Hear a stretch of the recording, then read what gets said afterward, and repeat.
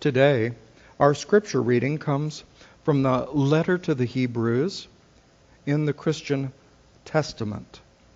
Now, in this, the unknown author of this letter is recounting the power and, more importantly, the activity of God among the Hebrew people. That their God was not distant, far beyond them, but was in their everyday life as a people, bringing them through challenge after challenge after challenge. And when their faith was great, centered and grounded in this benevolent God that would not let his people go, would always uplift them. Through that faith, they were built up as a people and a nation. So let us hear these words. By faith, the people passed through the Red Sea as if it were dry land. But when the Egyptians attempted to do so, they were drowned. By faith, the walls of Jericho fell after they had been encircled for 7 days. By faith, Rahab, the prostitute, did not perish with those who were disobedient, because she had received the Hebrew spies in peace and helped them. And what more should I say?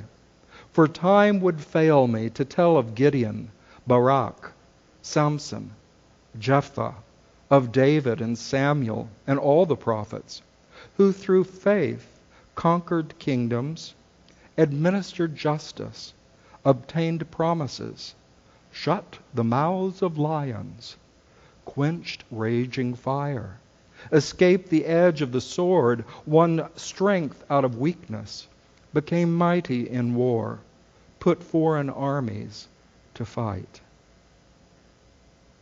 Therefore, since we are surrounded by so great a cloud of witnesses, let us also lay aside every weight, and let us run with perseverance the race that has been set before us, looking to Jesus, the pioneer and perfecter of our faith, who, for the sake of the joy that was set before him, endured the trial of the cross, and has taken his seat at the right hand of God. Let us give thanks for these holy words and hear what Spirit wishes to reveal. Well, my lesson title today, if you're a good bulletin reader, there's a picture of Chautauqua. Oh, thank you. Oh, I can reminisce last week. That's the great Athenaeum Hotel, a very elaborate hotel. I haven't stayed there because it's $350 a night. But that hotel, built in the late 19th century, a very convenient fact, Thomas Edison married the daughter of the businessman who bankrolled and paid for the building of Chautauqua. And so as a result, the Athenaeum Hotel was the first hotel in the world to be electrified with electric lights. Edison also put his very first street lights throughout Chautauqua, which is about 700 acres of property. And while I'm doing the history lesson, this beautiful Victorian building to the left is one of the few buildings that changed early in Chautauqua's history. You see, it was built by the Women's Temperance Union, those that were working to prohibit alcohol. And as we know in history, that was a complicated story in the beginning of the 20th century. There are even stories of Myrtle Fillmore in downtown Kansas City leading her boys out to lead protests outside of bars and saloons. But times changed, and so that building was sold by the Temperance Union as it shut down, and it is now the Women's Society building, and they hold many activities for interest of women here at the Chautauqua Institution. So, I didn't know we were going to have that little history, but it all fits in since I wanted to share with you some of the ideas that renewed and inspired me last week from the speakers that I heard at Chautauqua. We not only had very well-known speakers in the area of politics, sociology, many different subjects. Just as I was leaving, Fareed Zakaria from CNN was preparing to give a lecture. Charlie Rose, Bill Moyers, all kinds of people speak there. I did have the pleasure 2 years ago of hearing Donna Brazil deliver her lecture. And I was walking right behind her as she was on her way to the guest house where the VIPs stay. And that was very interesting because I only knew her from television. And she's a much more petite woman. She's so powerful on TV, I just assumed she was this mighty physical presence. But she's a lot more delicate than I would have guessed. But this is some of the discoveries that we get to meet. I was mentioning to one of you before the service that the many famous people that are there will speak in the amphitheater, an outdoor, although it has a roof over it but no walls, amphitheater for 6,000 with the world's largest outdoor pipe organ there for services that are held there. But many of the famous people that speak, I've heard Jane Goodall, many famous actors and actresses. A little later this summer, one evening will be devoted to sharing in the evening with Carol Burnett. All kinds of interesting programs. Well, often these speakers go to the wonderful Starbucks Pavilion about a block away afterwards, and you stand in line and like, there's Alan Alda, these different people. There's something about the consistency. Chautauqua this summer is in its 142nd year, and so when you've been around delivering programs to people that long, you get the opportunity to draw quite famous and successful individuals from all realms of life. I found it fascinating a few years ago. I was doing some research, and there in a Unity magazine of 1926, Lowell Fillmore said, "What we are endeavoring to do here at Unity Farm is to build another Chautauqua institution here in the Midwest." So this was a powerful idea of people coming together not to think or feel alike. This is not going to happen in our great diversity as a nation. Not to come together and hold the same thoughts and feelings, but the willingness to come together in a shared experience. Whether it be on politics, religion, recreation, or the theme of this 9-week summer series that I participated, the overall theme was, what does it mean to be human? And of course, that's a theme that we in Unity can certainly dwell on. What is the divine idea behind the true human being? So I had a wonderful opportunity there as the guest for the week of the Unity Center at Chautauqua, and had an opportunity to do a Sunday service last week with them, and then a Wednesday evening class. And then the best part was to get up and be present every morning at 8 o'clock I chose to do the Silent Unity prayer service and also a reading of the Daily Word. And it's a great outreach because there are usually about 9,000 people on the grounds any given week. And you have a lot of visitors come in that are curious about Unity.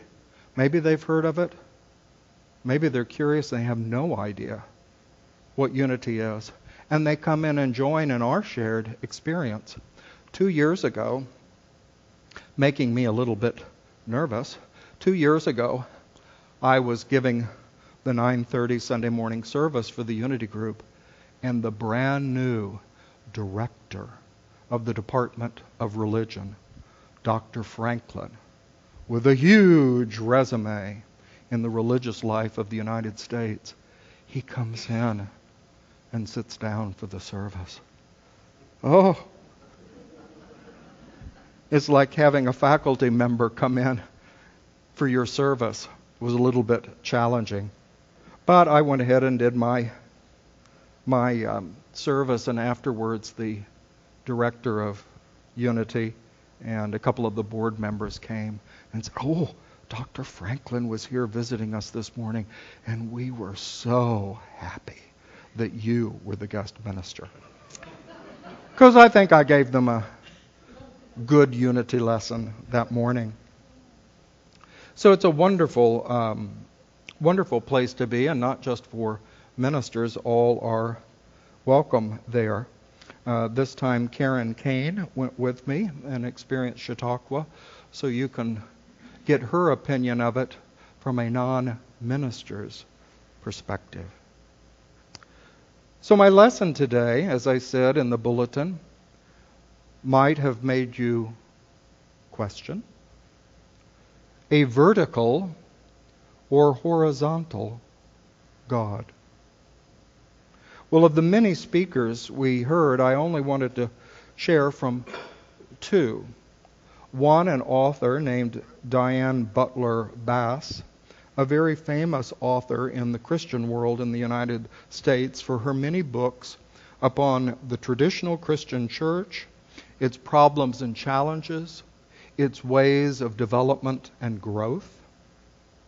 Someone, as she described, she was a person who had attended church joyfully all her life. But in her latest book, entitled Grounded, she had gone through her own reforming of her God thought. Now, this is not new to us in Unity. In 1920s, it was published in Talks on Truth. I don't know when he actually wrote it, but it would have been a Sunday service in Kansas City by Charles Fillmore. And he titled it, Reforming Your God Thought. And in it, Mr. Fillmore said, "Is your God consistent principle? Or is he a tricky God, helping you one day and turning his back on you another day?" What is your God thought? How do you conceive of God? So with that in my mind, as I heard these two speakers at Chautauqua, it made me think, not that these were ideas that Unity originated or owned. Charles and Myrtle Fillmore were always clear that these were ideas they were using in their life and in the Unity movement, but they were not the property of Unity. So in these two diverse speakers, we could hear a variety of ideas that seem very harmonious with our Unity history, and other ideas that we had to reform or rework for our own well-being. Before I continue with Diane's perspective, the other speaker was the chaplain of the week. A chaplain is an individual chosen by Chautauqua to be the minister who delivers for the entire population of Chautauqua a Sunday morning ecumenical service where we all come together after each group, like Unity has had its own little individual service. Then we all come together. I think there were probably 4,000 people there last Sunday in the amphitheater. And the speaker or chaplain for this week was Reverend John Philip Newell, from the clergy or the staff of the Church of Scotland. And he brought his great experience and his at least a dozen books that he published upon the theme of Celtic Christianity, or the Christianity that developed centuries ago through Ireland and the United Kingdom, and of course in his case, Scotland. And it was a very harmonious presentation, very harmonious with our understanding and unity. But first, let me return to Diane Butler Bass. She used a dramatic image, which I, having been a student of architecture in my college days, found this memorable. She talked about 1924, when the oldest church in Chicago, the Methodist Church, decided to build a new building in downtown Chicago. It's still there. It's called the Chicago Temple of the Methodist Church. In it, they wanted to reach for the skies. They built a Gothic skyscraper 30 stories tall with an even higher spire. Although their worship center was on the ground level, through a bequest from the Walgreen family, they built a chapel in the sky, up on the very top floor. I've been there myself. It was this whole image, as Diane described it, of the vertical God. And architecture like the great Gothic cathedrals of Europe, straining and reaching through spires and flying buttresses and soaring ceilings toward a God in the infinite heaven that perhaps the human being could only approach and surely only be one with after death, when one entered the heavenly realm. So this vertical God was something high above creation, far beyond us, that we could only strive to even get the slightest understanding of. Diane Butler Bass, in this process that was recorded in her book, Grounded, was wondering, is our world changing? Is our religious community, not only in the United States, but in the world at large, is it evolving? Is it, to borrow Charles Fillmore's word, reforming its God thought? Well, the conclusion of not only her experience, but the recording of her book, is yes. People are moving toward a conception of a horizontal God. A God powerfully present in his human family and the natural world, moving among us, within us, through us, as what the psalmist called a very present help in time of trial. So our horizontal God, we know, in a way that Jesus taught, love your neighbor as yourself.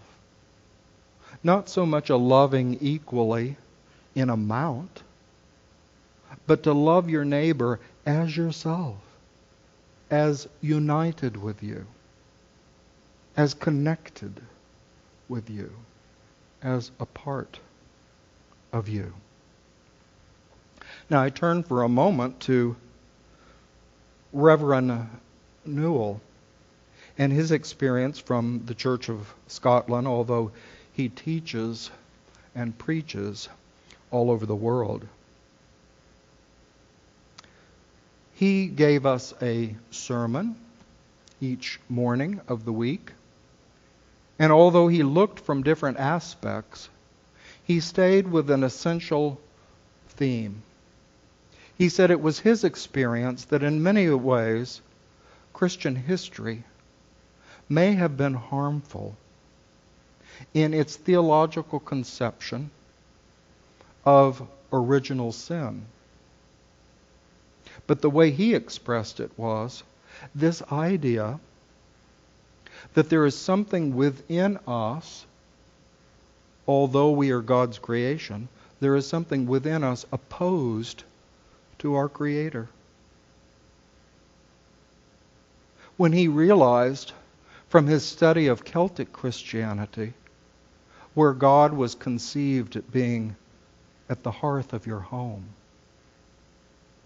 pervading your home, or in those famous words of the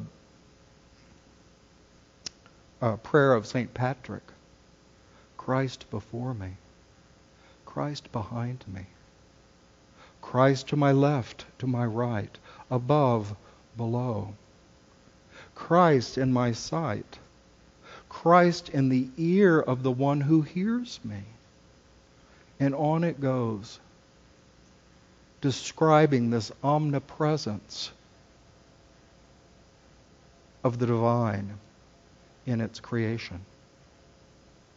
And he began to suggest through his different sermons and in different ways this idea that, doesn't it make more sense that the essence within you, created by God, is in harmony with God, not opposed to God through some kind of original sin, but you are God's creation, infinitely loved. I've mentioned it before, but a friend of mine in Syracuse, New York, when I lived there, quite well known as an expert on all things organic. And she said something to me in a meeting one time that I never forgot. And so I'll demonstrate it here. She said, Mary, do you realize how much nature has invested in you? God with you. Life in you. The very substance of your body. The very power of your mind. Of your heart of feelings. And of your will and endurance to do in this world what you say you will do. All these powers. Well, these are like our Unity traditional teachings, Mr. Fillmore's 12 powers. There are many of them that ask the Unity student to find this essential harmony with one's Creator as opposed to a sin or a separation of sin. So Reverend Newell, in his very quiet voice, added a great underlying foundation to the whole week and all the other speakers at Chautauqua. So this idea of the vertical or horizontal God, Diane Butler Bass said that she thought she was beginning to hear it in our society. We hear it in the news, we hear it in many ways. That phrase, oh, I'm not religious, I'm spiritual. Well, some ministers, I'm afraid, make fun of that remark. We don't know exactly what's being said. I'm not religious. Does that mean you're not willing to listen to me? You're not willing to come into this church? What's somebody meaning by that? Well, some to go on to describe, I don't believe in organized religion. I remember years ago, my late brother, who was a physician, told me, well, you know, I just don't believe in organized religion. And I said, oh, well, I know what you mean. I don't believe in organized medicine. What does this mean when we hear this? Well, late in my brother's life, my mother said, why did you build that gazebo down by your pond? And he said, well, that's where I go to pray. Oh, my mother and I were quite amazed. So everybody has their path. But many these days are saying I am not religious in terms of a traditional religion of the vertical God that's experienced only within a church sanctuary, only with certain church rituals or customs. And these individuals are saying, I am spiritual. I find God in my quiet walks in the woods. I find God through my practice of yoga. I find God in these many different ways. A horizontal perspective of finding God not in the infinite up there, but in the right here. Now, I think in the ultimate story of the evolving human consciousness, this idea of a vertical or horizontal God, either one can be a limitation. Either one can limit God to a particular dimension or a particular personal experience or practice. Charles Fillmore, many years ago, made a wonderful statement that said, even your grandest, most exalted ideas of God, you will one day realize are your barriers. You'll come up against them. And for further growth and development, you will need to go through and beyond them. Again, his idea of reform your God thought.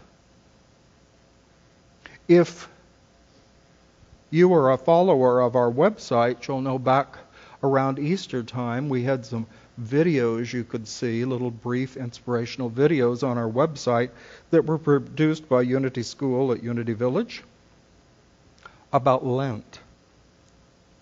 And the individual on the staff at Unity that produced them, or actually did them, he said his practice for Lent this year was he was going to give up God. Oh my word. How shocking. But then he began to explain, more like Mr. Fillmore's idea of reforming. He said, I'm giving up my conceived notion of God. I am giving up all I believe God to be for a new and fresh revelation and understanding. I'm willing to set aside my cherished beliefs, everything I'm so sure of about God, and to inwardly look again. Now, this horizontal God, Diane went on to explain, may be experienced in our relationships, one with another, with all people, both friend and family, and stranger, those that we just are just encountering for the first time. Everyone offers us a gift, and we offer them a gift of realizing in a deep way that Sanskrit word that we'll often hear in Unity, namaste. Namaste. The divine in me greets the divine in you. Or as we sang this morning, the song, I behold the Christ in you. And see it operating in all ways and aspects of your life.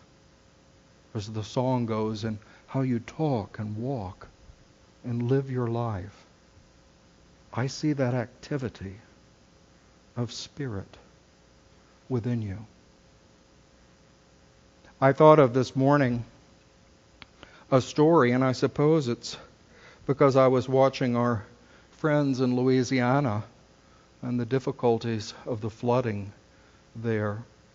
And it made me think of an old story about the man who was on his roof during a time of flood, praying that God would save him. A small boat came by. Can we help you? Can we help you? No, God will save me, the man said. A few moments later, a larger boat came to his flooded house, to his rooftop. May we rescue you? No, God will save me. Finally, a helicopter lowered a rope, and he wouldn't take it.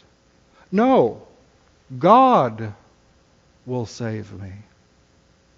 Then in his fervent prayer, because things were getting quite difficult as the water rose, he heard the voice of God. I've come to you 3 times to rescue you, and you've turned me away.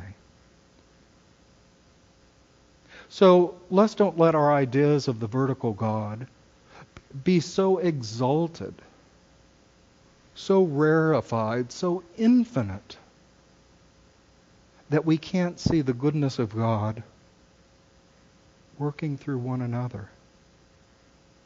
That we can't receive God through a helping hand, a word of encouragement, a meal for the hungry, help when a barn has burned to the ground. In so many ways, all that is great about this country comes down to what we do for one another and with one another. This is the horizontal God, here, now,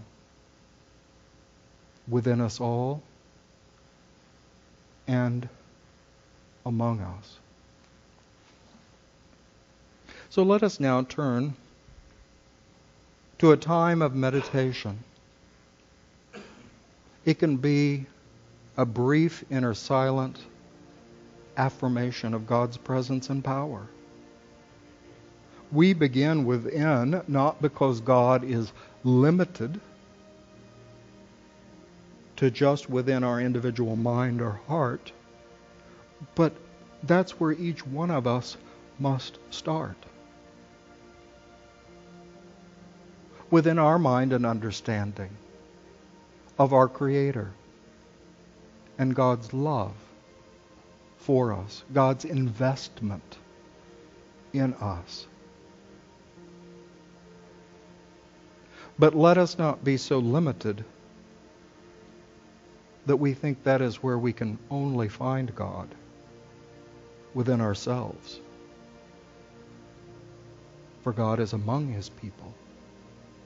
So I invite you to close your eyes for a moment, to turn within to the silence. One of our oldest and most consistent prayer traditions in unity are these words: I am now in the presence of pure being, and immersed in the Holy Spirit of life, love, wisdom. I acknowledge your presence and power, O blessed Spirit. In your divine wisdom, now erase my mortal limitations, my limited beliefs. And from your pure substance of love, bring into manifestation my world according to your perfect law, your perfect principle of being.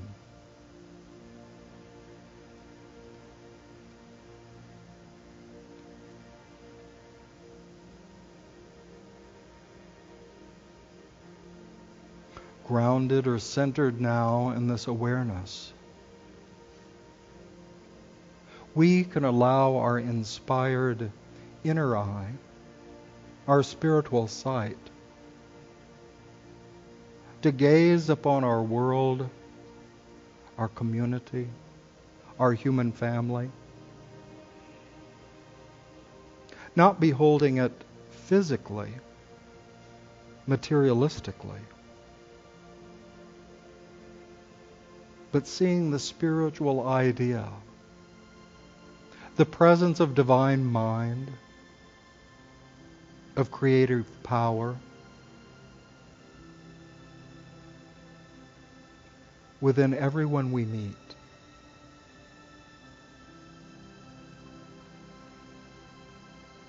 We may make a simple practice out of those Sanskrit word, namaste.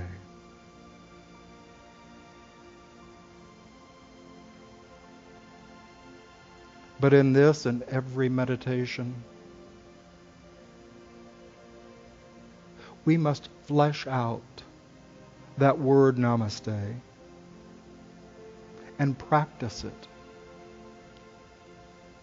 through our relationships with our neighbor.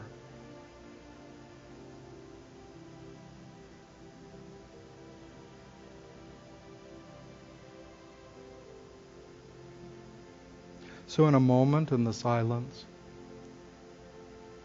set your spiritual gaze to look horizontally through your world, your community, even the entire world family. And be determined to see God's presence and power at work.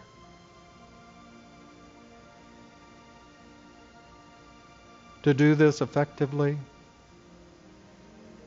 you will have to surrender your focus upon the challenge, upon the problem, the difficulty, and look to the spiritual truth that is always unfolding through open minds, welcoming hearts, and hands willing to work.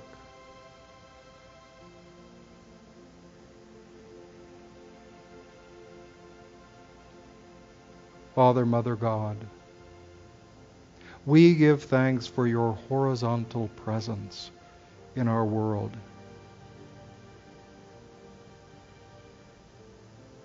That you are God with us.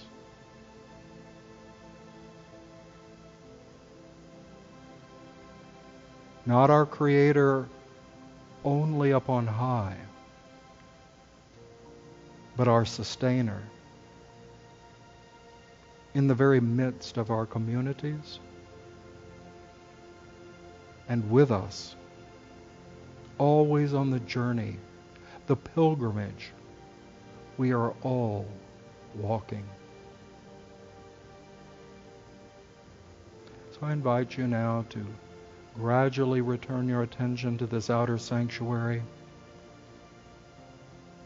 As you are ready to open your eyes, and my call to action to you, if you are willing to set your intention this week to look for the good, as we say in unity, to look horizontally out here, not always up there, or even just within ourselves, but to look among us for the unfolding of good, the continual blessing, and the accomplishments of this world and this human family that come from cooperation, from working together, from souls filled with goodwill. Let this be our purpose and our daily practice. Thank you.